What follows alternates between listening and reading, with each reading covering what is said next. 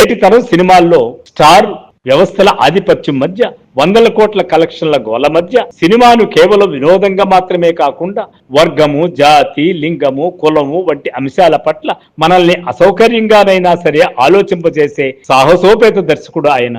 నేడు పా రంజిత్ పుట్టినరోజు. ఈ సందర్భంగా ఆయన సినిమాల్ని మాత్రమే కాదు, ఆయన నిర్మిస్తున్న ఒక కొత్త సాంస్కృతిక లోకాన్ని కూడా గుర్తు చేసుకోవాల్సిన ఆవశ్యకత ఎంతైనా ఉంది. కనిపించిన ప్రజలకు తెరపై ఊపిరి పోసిన దర్శకుడు ఆయన.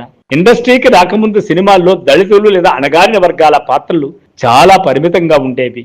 వారు ఉంటే మత్తుగాళ్లుగానో, గుండాయిగానో లేదా హీరో పక్కన నవ్వించే కామెడీ పాత్రలుగాను మాత్రమే కనిపించేవారు. ఈ దారుణమైన ప్రాతినిధ్యాన్ని చూస్తూ పెరిగిన కోపమే నన్ను దర్శకత్వం వైపు నడిపించిందని ఆయన ఒక ఇంటర్వ్యూలో అంటారు.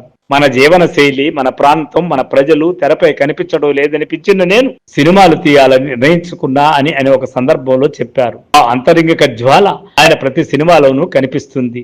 నార్త్ చెన్నైలోని కూలీలు, దళిత బస్తీలు, అక్కడ యువత జీవన రంగులను అట్టకద్ది మద్రాసు వంటి చిత్రాల్లో ఆయన ఆవిష్కరించారు.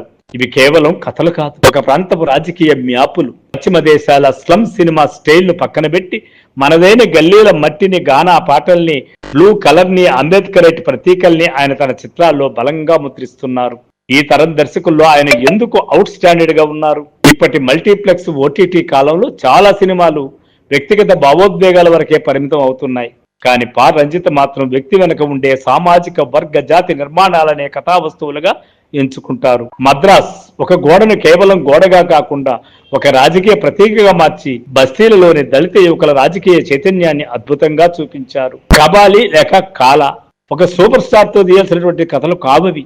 ఆయన అలాంటి వాళ్ళతో కూడా అలాంటి కథలే తీశాడు పా రంజిత్.